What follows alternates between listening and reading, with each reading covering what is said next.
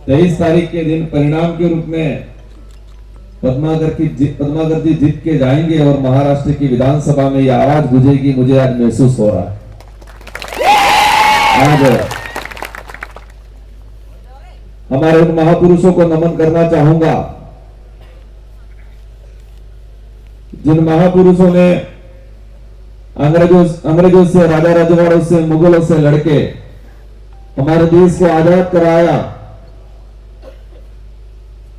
और इस पांडाल में जो हमारा मूल बीज है इस देश का, उसको सुरक्षित रखा। इन महापुरुषों के क्रम में बिरसा मुंडा जी को नमन, ख्वाजा नायक जी को नमन और संविधान निर्माता भीमराव अम्बेडकर जी को नमन। यहाँ की हमारी कुल देवी यामा मोगमतई को मैं नमन करना चाहूंगा और इस इलाके में नशा मुक्ति को लेके, समाज सुधार को लेके गुलाम बाबा को भी नमन करना चाहूंगा और उनके नेतृत्व में जो आंदोलन हुआ था और उस समय जो अत्याचार हुआ, 1400 आदिवासी मारे गए, उनको भी मैं नमन करना चाहूंगा। साथियों, ये ऐसा मंच है, मैं जो समझता हूं कि ये जो हो रहा है आज कुदरत की मेहरबानी से हो रहा है। ये जो कारवा बढ़ रहा है, ये जो बाप नाम आया, ये जो भारत आदिवासी पार्टी बनी, ये हमारे पूर्वजों की ताकत है। हमारे महापुरुषों का जो अधूरा सपना था, उस अधूरे सपने को साकार करने के लिए ये पार्टी बनी। उसी पार्टी के मंच पे हमारे विराजमान मेरे साथी उमेश जी आमदार, हमारे वहां कहते हैं विशेष करके विधायक या एमएलए, पूर्व मिनिस्टर रहे, अक्कलकुआ विधानसभा से 10 साल आपकी सेवा की और आज भारत आदिवासी पार्टी के प्रत्याशी पद्माकर जी वल्लवी और इस मंच पे उनकी बेटी जो जानकारी मिली यहाँ पर जिला पंचायत के प्रेसिडेंट रहे, हमारी नारी शक्ति मंच पे विराजमान समस्त पार्टी पदाधिकारी और इस पांडाल में विराजमान आदिवासी समुदाय, साथ ही एससी, माइनॉरिटी, ओबीसी से पहुंचे हुए सारे वडील, युवा साथी, हमारी माताएं बहनें, इतिहास के पन्नों में अगर हम जाते हैं तो जो क्रांतियां हुई है, जो परिवर्तन आया है, उसमें युवाओं का सबसे बड़ा योगदान। और आज इस पांडाल में भी अगर मैं देखता हूं तो युवाओं का ज्यादा हुजूम उमड़ा है, ऐसा लग रहा है। युवाओं के अंदर जोश जुनून है और यही पांडाल, यही सभा आज से 20 साल आगे, 20-25 साल आगे महाराष्ट्र का इतिहास के पन्नों पे लिखा जाएगा कि एक पार्टी आई थी, शुरुआत किया, कांग्रेस बीजेपी के दूसरे लोग देखते थे, हंसते थे, कहते थे क्या होगा, छोटी सी पार्टी है, यहां पर तो महाराष्ट्र में कोई नहीं है, क्या होगा ये सोचते हैं। उन्हीं के बच्चे आने वाले 25 साल बाद पढ़ेंगे कि इस पांडाल से, इस जगह से, अक्कलकुआ से क्रांति शुरू हुई और पूरे महाराष्ट्र ही नहीं पूरे देश के अंदर एक हुजूम उमड़ा। अभी तो जाएंगे महाराष्ट्र से, मुझे उम्मीद है जिस तरह से ये मैं कल नासिक के अंदर भी कार्यक्रम करके आया, नवापुर में भी कार्यक्रम है,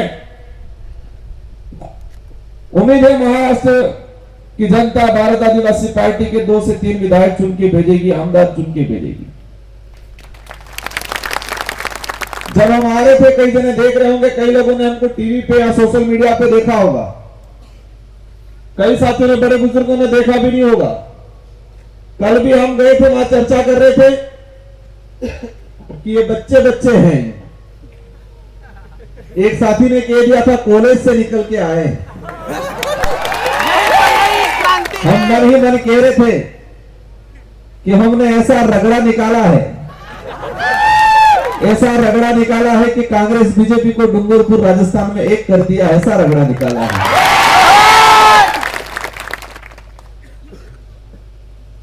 उम्र कम है, शरीर भी कम है, लेकिन तजुर्बा और हौसला बहुत शानदार जोरदार वाला है। और ये ठान के आए हैं कि ये तो शुरुआत है, ये तो शुरुआत है। आने वाले समय में ये राजकुमार जैसे जैसे हजारों राजकुमार इस महाराष्ट्र की धरती को पैदा करके जाएंगे।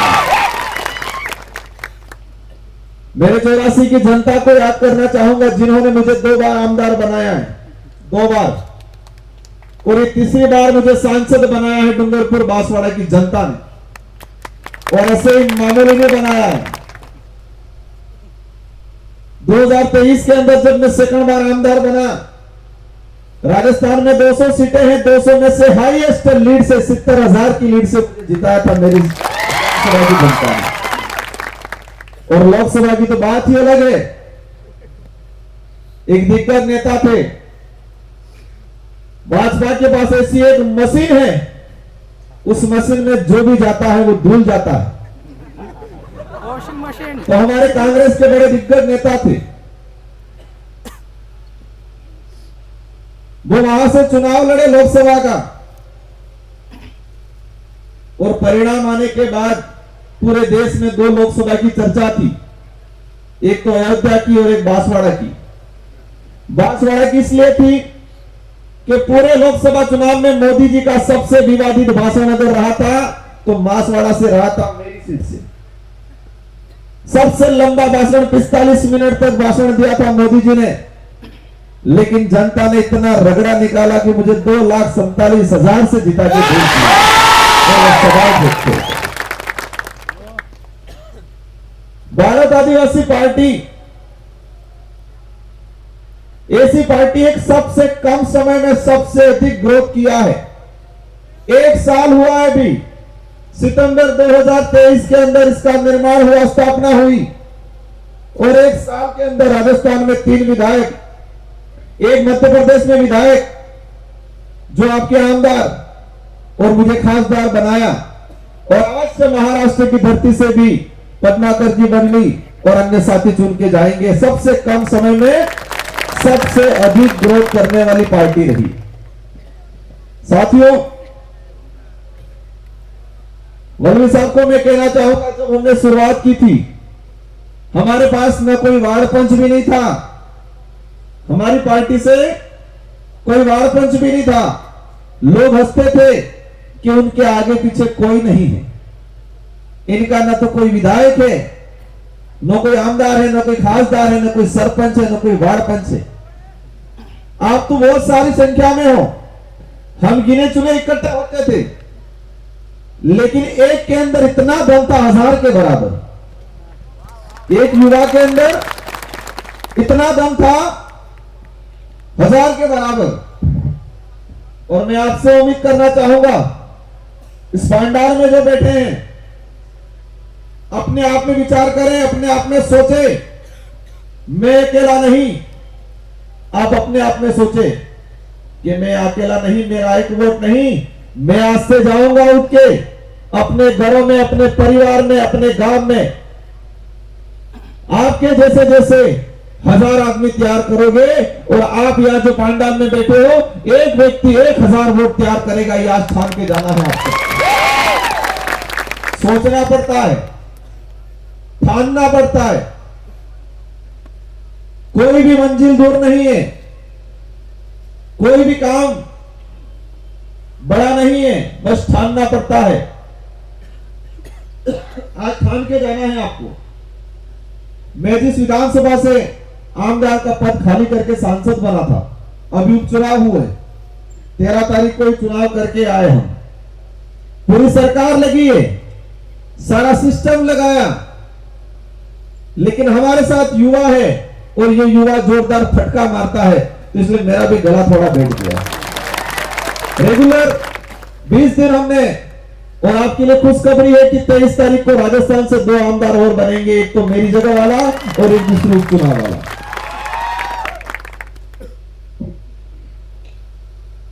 अब मैं आपका जो प्रतिनिधित्व करने वाले पन्नाकर जी उन पे आता हूं। उनका मैंने सुना, जब महाराष्ट्र के अंदर कई उम्मीदवार दावेदारी के लिए आ रहे थे,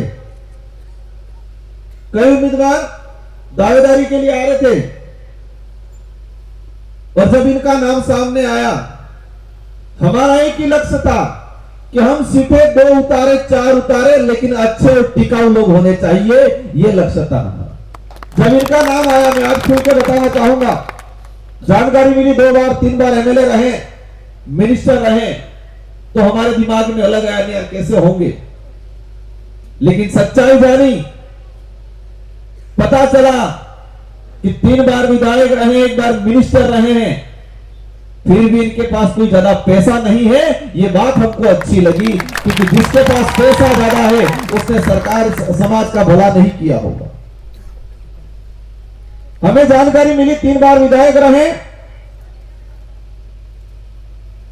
मिनिस्टर रहे, लेकिन उन्होंने पैसा इकट्ठा नहीं किया है, जनता की सेवा की है।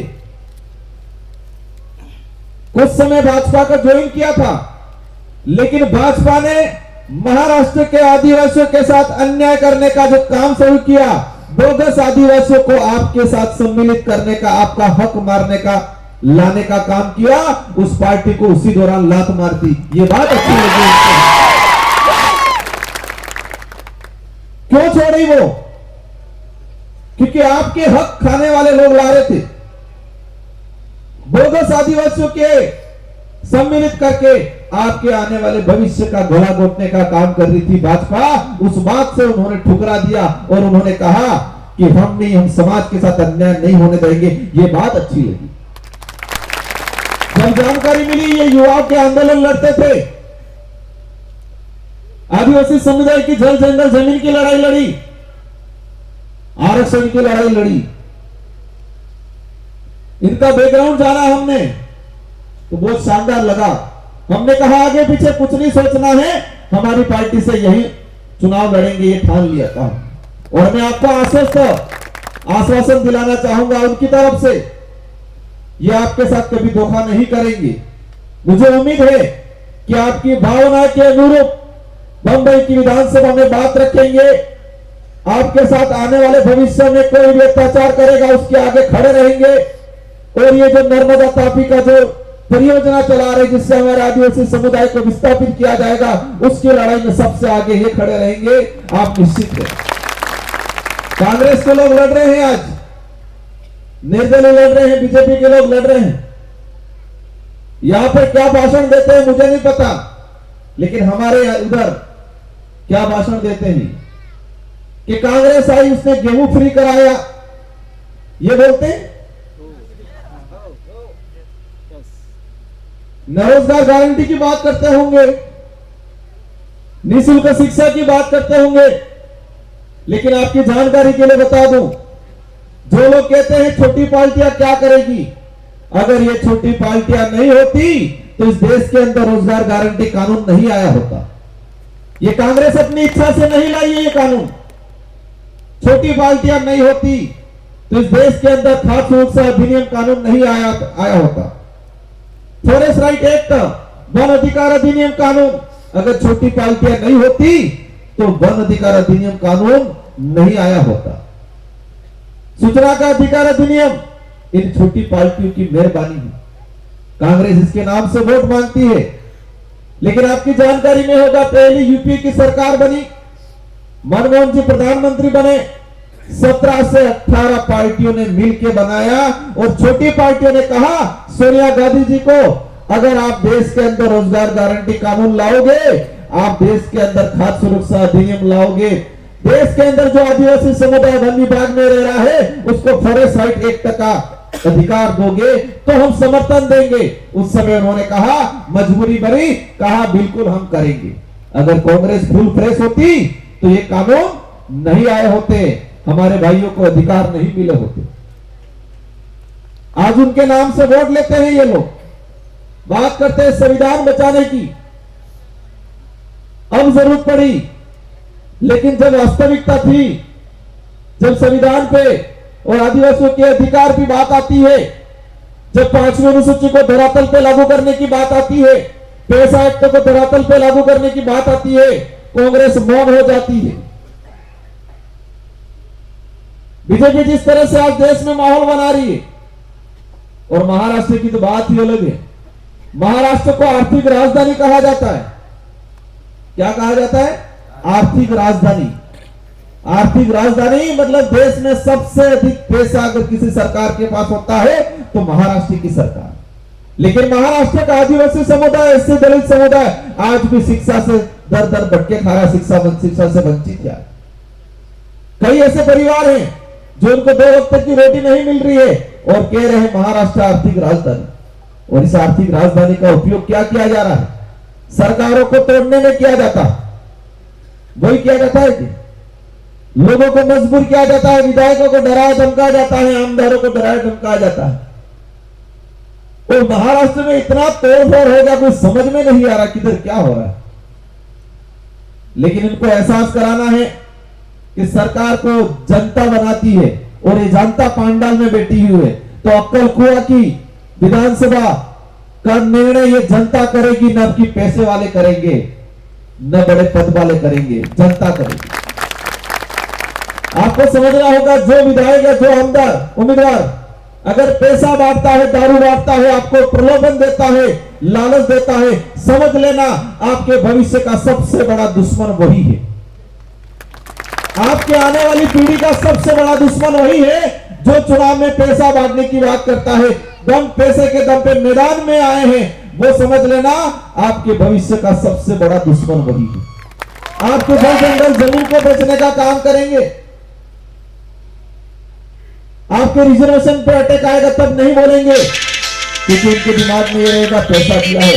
क्योंकि साथियों, हमने राजस्थान में एक नारा लगाया है, अगर जबरदस्ती देते हैं तो ले लेना, लेकिन वोट मत देना। जबरदस्ती देते हैं तो ले लेना, लेकिन वोट नहीं देना है। कह देना है ये तो ब्याज आया है, मूलधन तो बाकी है, मूलधन तो पद्माकर जी को, ये तो ब्याज आया है और मूलधन तो पद्माकर जी को जिता के बंबई में भेजेंगे, तब वसूल करेंगे मूलधन। तो ये कहना है। आज आप सब देखते होंगे क्या हाल हो रहे देश के। भाजपा कह रही है देश को हम आगे ले जा रहे हैं, विश्व गुरु बना रहे हैं। अच्छी बात है, हमारा देश विश्व में एक सर्वोच्च स्थान पे होना चाहिए, क्योंकि हमारा देश हम भी चाहते हैं। लेकिन विदेश की सारी कंपनियों को बुला बुला के हमारा जो ट्राइबल इलाके की जो जमीनें हैं उसकी सर्वे कराई जा रही है। आज देश में कितना आदिवासी है वो सर्वे नहीं करा रहे हैं ये लोग। 2011 के बाद से आज तक जनगणना नहीं की। अंग्रेज भी उनसे ठीक थे, अंग्रेज भी हर 10 साल में सर्वे कराते थे, लेकिन उन्होंने सर्वे नहीं कराई। आज इन पहाड़ों में कहां पर बॉक्साइट है, कहां पर सोना है, कहां पर लोहा है, कहां पर तेल निकल रहा है, यह सर्वे कराई जा रही है।